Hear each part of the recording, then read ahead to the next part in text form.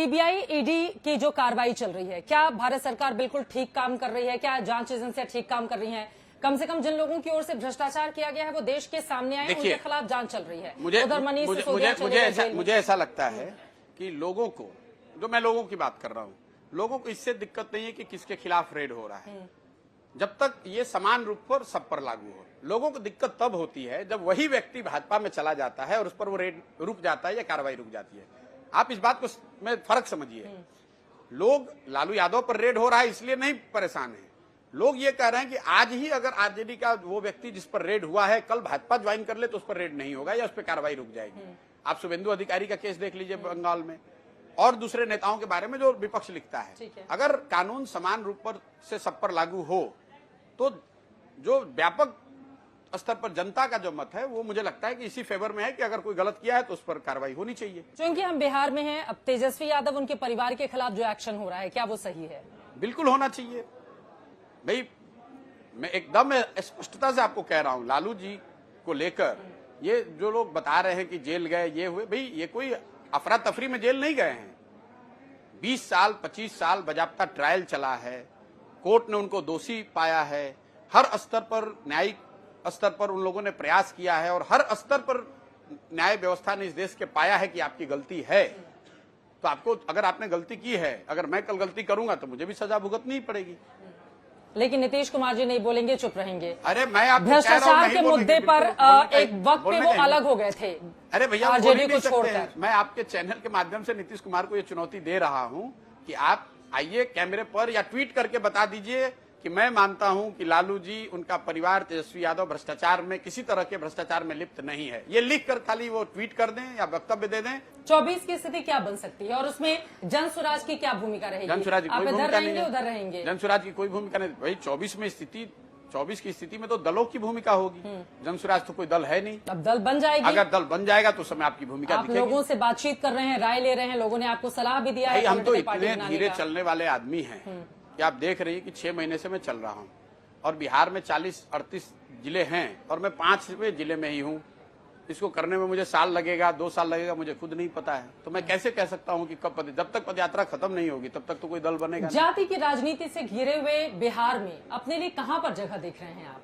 देखिए, कहीं ऐसा ना हो कितनी मेहनत करें, सारा पसीना धूप ये और सब कुछ आपका। अब मेरे मेहनत से ज्यादा चिंता मीडिया में बैठे हुए मित्रों को हो रही है। आपको लग रहा है कि यहाँ जाति के आधार पर ही चुनाव होता है। ये बिहार के, सुनिए मैं आपको बता देता हूँ, बिहार के प्रति या जनरली बिहार जैसे राज्यों के प्रति जो पूर्वाग्रह है ये दिखाता है।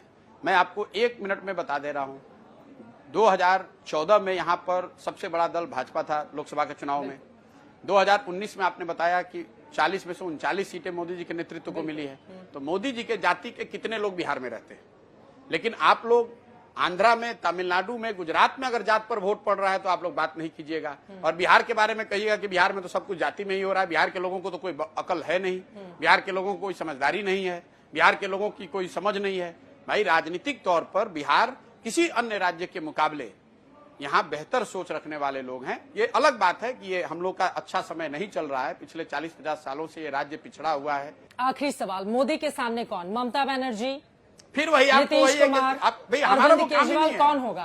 कोई तो आपको लग रहा होगा ना। देखिए आप बार-बार लोगों से अपील कर रहे हैं, तो उनके सामने कौन टक्कर दे सकता है नरेंद्र मोदी? भैया जो किसके अंदर वो काबिलियत मैंने आपको बता दिया कि जो नेता, जो दल, जो फॉर्मेशन मोदी या भाजपा के खिलाफ गांधीवादियों को, अम्बेडकराइट्स को, कम्युनिस्ट और सोशलिस्ट, इन 4 विचारधारा के समर्थकों, नेताओं, पार्टियों को एकजुट कर दे, वो मोदी के सामने, भाजपा के सामने बड़ी चुनौती दे सकता है। कौन कर रहा है ऐसा? अब कौन कर रहा है ये तो जो करेगा, अभी करता तो आपको फिर उसका नाम आपको पता होता। कोई नहीं कर रहा अभी। आपकी तो जानकारी में होगा, आप इतने कॉन्फिडेंस के साथ बोल रहे हैं। मैं कह रहा हूँ कौन कर, जिसको भी करना है उसको ये करना पड़ेगा। यानी कि अभी तक कोई करता हुआ दिखाई नहीं दे रहा है। अभी तक तो कोई कर नहीं रहा है। यानी कि नरेंद्र मोदी के लिए फिर अब यानी कि अगर इन लोगों ने आपस में इस तरह से तालमेल नहीं बिठाया, फिर मोदी की राह 24 के लिए आसान। हम लोग जब छोटे थे तो उसके बाद वो कहानी पढ़ते थे, एक कविता थी, उत्सुक होकर शिशु ने पूछा फिर क्या होगा उसके बाद।